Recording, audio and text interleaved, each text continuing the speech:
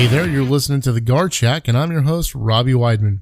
Today we're going to be talking about some more officer safety tips for fellow security officers out there due to the civil unrest our nation's experiencing at this time.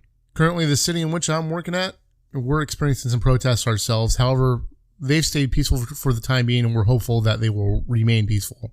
Earlier last week, one of the chiefs and I drove into the area where a protest had allegedly been canceled just to see for ourselves what was going on. Now, you're probably wondering why we did that going into the heart of it all. Well, due to the civil unrest we've been experiencing, our company has been flooded with calls from clients requesting us to provide services to protect their properties in those areas in the event the protest goes from peaceful to rioting and looting. As such, we had several of our officers in the area where the protest was supposed to be taking place, and we wanted to get some first-hand information on the situation. As we drove into the area, we could see a good number of the storefronts had preemptively boarded up their windows and doors. As we continued on down the road, that's when we saw it. It was a large group that had gathered in the area where there was not supposed to be a protest from the information we had received. And when I'm saying large, I'd estimate the group at about 200 plus, if not more.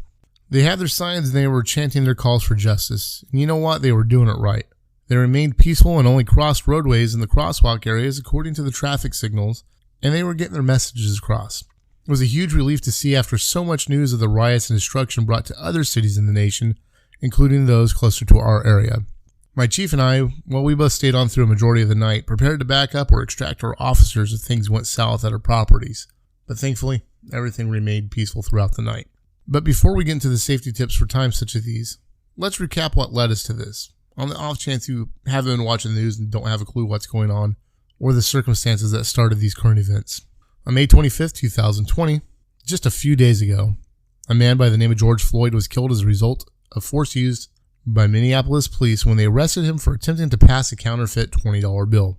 Former Minneapolis police officer Derek Chauvin, in addition to former officers Tao Tao, J. Alexander Kung, and Thomas K. Lane were also involved. It is written that George Floyd was removed from his vehicle, and during the arrest he was heard stating that he could not breathe. In a turn of events that I have trouble wrapping my head around, as Mr. Floyd was not actively resisting, he was restrained with his hands cuffed behind him and laying face down on the ground. One officer had controlled his legs, another knelt on his back, another stood between them and the crowd, and Derek Chauvin knelt on Mr. Floyd's neck for what appears to be 8 minutes and 46 seconds for absolutely no reason that we can see. During that time, Mr. Floyd became non-responsive, and all the while, bystanders were pleading with the officers to get off of him, put him in the car, and let him breathe. During that time, former Officer Lane even asked Chauvin twice if they could remove him to his side, to which Chauvin said no. At one point, former Officer Kung even checked for a pulse, and he couldn't find one, and yet the officers did not move from Mr. Floyd or move Mr. Floyd. Former Officer Tao was also even quoted, this is ridiculous, former Officer Tao was even quoted as saying, "That is why you don't do drugs, kids." Definitely not the time or the place for that. Now, the preliminary autopsy report from the medical examiner stated initially that there were no signs of traumatic asphyxiation or strangulation, but the combination of intoxicants in Mr. Floyd's system, his pre-existing medical conditions, and his being restrained contributed to his death. However, in their final report issued on June 1st, the death was ruled as a homicide caused by a cardiopulmonary arrest while being restrained by officers who had subjected Floyd to neck compression. A secondary private autopsy also ruled Mr. Floyd's death was due to asphyxia due to compression of the neck, affecting blood flow and oxygen going into the brain, and also from compression of the back, which interferes with breathing. While there are some people out there trying to say, oh no, it was the drugs or his medical condition that killed him, or he would have died from the drugs anyway, we all know what causes death. Excessive force used by the police officers on scene. And while the other 3 officers may have not knelt on his neck, they all had a duty to intervene and did not, and therefore they were complicit in Mr. Floyd's death, his murder. Now, when the medical examiner, an independent autopsy, and essentially every single one of the nearly 750,000 or more American peace officers state that use of force was what killed Mr. Floyd, you cannot contest that officers are at fault here. As a former peace officer myself, I agree. As a former peace officer, I am disgusted that these 4 former officers and all other officers who have done similar have tarnished the badge. There are even some tinfoil hat conspiracy theorists out there trying to say this whole thing was a political party's way of covering something up or continuing their agenda. To them I ask this, do you really think 4 cops are like, yeah, killing a person and serving prison time, causing riots and general civil unrest sound like a good thing for me to do for political gain? Come on, man. Sure, political parties are taking advantage on both sides of the situation, but what it comes down to is 4 bad cops killed a man, and the death was completely avoidable. Now, in the days since, America has seen things I hope my children would never see. The people are burning cities, rioting, and looting. There's rioters pulling innocent people out of their vehicles and beating them, killing police officers, and even killing security officers. My team is on edge, I'm on edge, and all of our families are on edge. The other night when I went out with the chief and was saying goodbye to my family, my daughter, who while she's still young knows quite a bit about what's going on out there, she started crying saying she didn't want me to go. No one should have to fear losing their family members. Not George Floyd's family, not the family of peace officers, not the family of people just going about their daily routine. No one. Now, one thing is clear though. Between the death of peace officers during these times and even the death of security officers at these times, some people don't care what job you're doing. They see a uniform or they see the badge, and that's what they want to do harm to. I've said it before and I'll say it again, and I'll say it over and over. We have to watch out for one another and keep officer safety at the forefront of our minds at all times.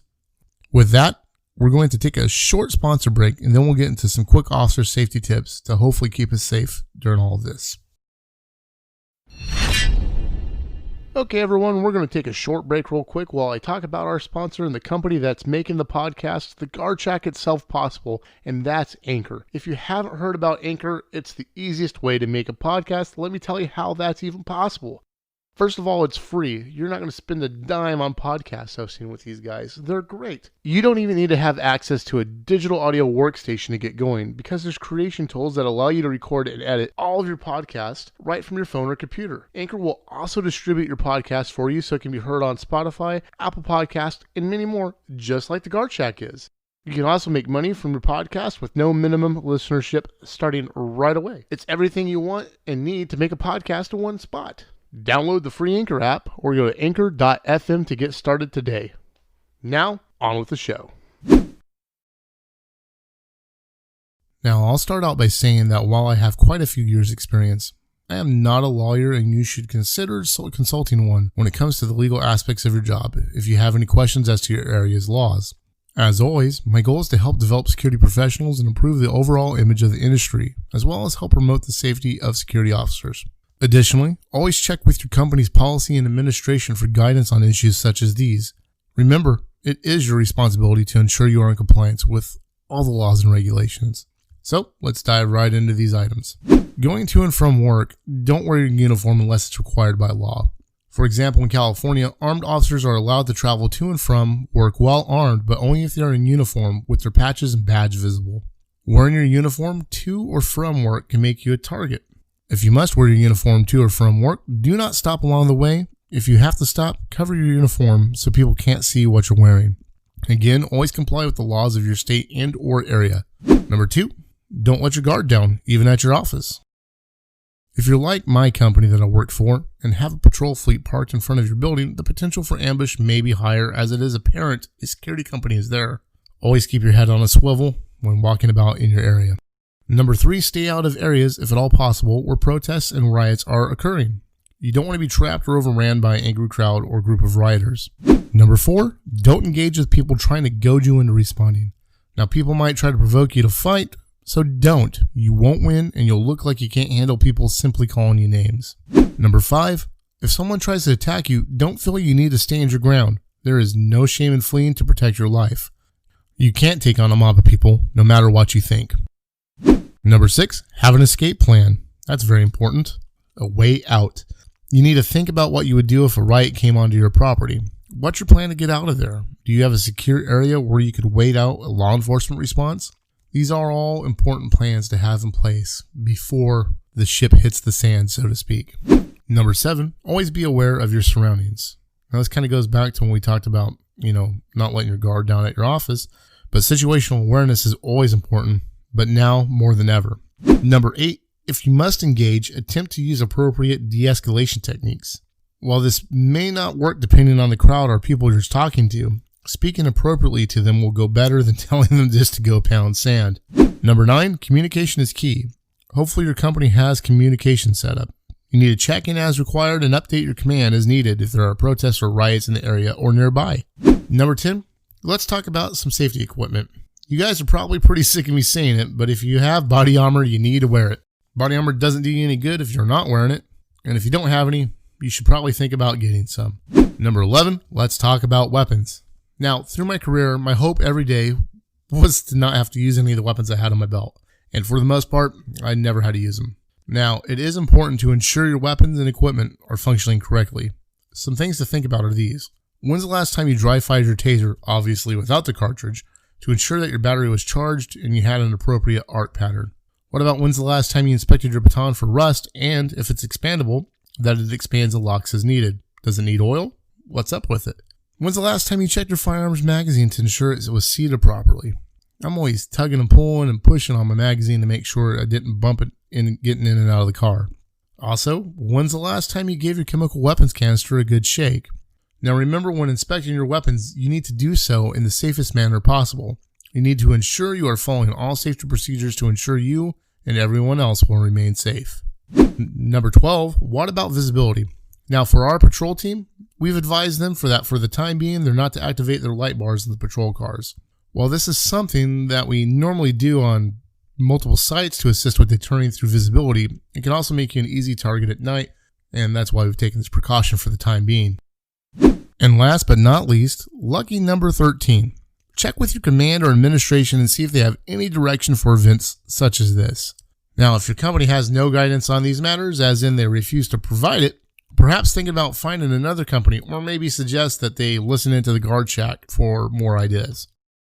When it comes down to it, everybody, you really just need to use your head. You need to see the big picture and think ahead.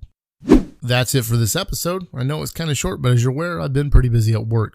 I want to thank you all for listening in. I truly do appreciate it.